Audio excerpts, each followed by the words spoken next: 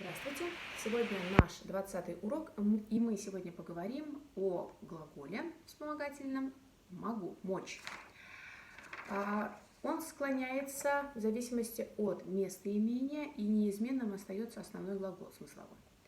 Например, «Мин был эште эшлей алам». Дословный перевод «Я эту работу сделать могу».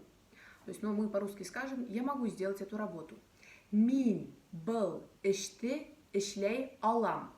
Эшлей сделать, соответственно, алам я могу. Я могу. Эшлей алам. Просто так глагол алам не употребляется в башкирском языке, обязательно со смысловым глаголом, то есть эшлей алам или ерлай алам. Я могу петь. Мин ерлай алам. Я могу петь. Мин бейей алам. Я могу танцевать. Хин сыгыш яхай аллаху. То есть, видите, здесь склоняется вспомогательный глагол Аллахом. Ты можешь Аллахом выступить. Сыгыш – это выступление, яхай – сделать. Дословно, ты выступление сделать можешь.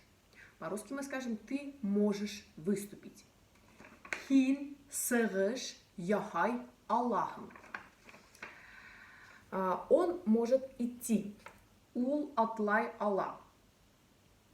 Ул атлай Аллах. И здесь мы можем вставить любой глагол по смыслу, например, кушать. Бед ашай алабов. Бед ашай алабов. Хев уйнай аллахов. Вы можете играть. Хев уйнай аллахов. Хев уйнай аллахов. Они могут, пусть будет танцевать. Улар бейей Аллах.